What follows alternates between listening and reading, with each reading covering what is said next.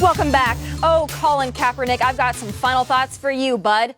See, our buddy Colin decided not to stand for the national anthem because, well, he will not stand to show pride in a flag or a country that oppresses black people. For him, it's bigger than football. He would be selfish to look the other way. After all, according to Kaepernick, there are bodies in the street and people getting paid leave and getting away with murder.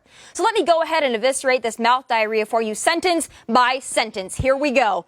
Colin, I support the First Amendment. I support your right to freedom of speech and expression. Go for it, bud. It's this country, the country that you have so much disdain for, that allows you the right to speak your mind. It protects your right to be a whiny, indulgent, attention-seeking crybaby. It also protects my right to shred you for it. See, the national anthem and our flag, they are not symbols of black America, white America, brown America, or purple America for that matter. There are patriots of every race that have fought and died for this country, and we honor the flag and sing the anthem as a reminder. And Colin, if this country disgusts you so much, leave. I guarantee there are thousands and thousands of people around the world that would gladly take your spot. Because those that don't live under this flag are begging on the door to get in, not get out. Remember that.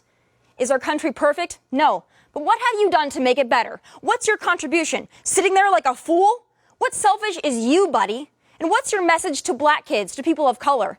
That their biggest contribution to justice and self-fulfillment is to parade around with a chip on their shoulder like a victim? And Colin, how dare you sit there and blame white people for the problems of minority communities? After all, aren't you half white?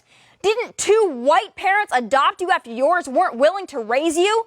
For a racist and horrible country filled with racist and horrible white people, that's really something, isn't it?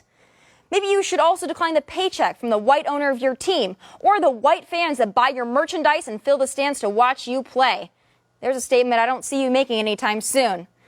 And Colin, who's getting away with murder? I'd like to see some evidence to back that up because that's a pretty strong claim. And what about the oppression of black people? It's funny.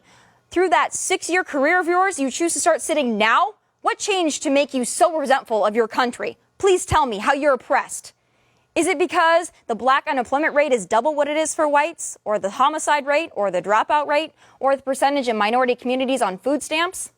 Well, we've had a black president for almost 8 years now. Maybe he failed you. We also have a black woman in charge of the Justice Department. Maybe she failed you too.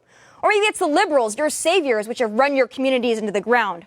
Where does the buck stop? When will those in black communities take a step back and take some responsibility for the problems in black communities? Because it seems to me blaming white people for all of your problems might make you the racist.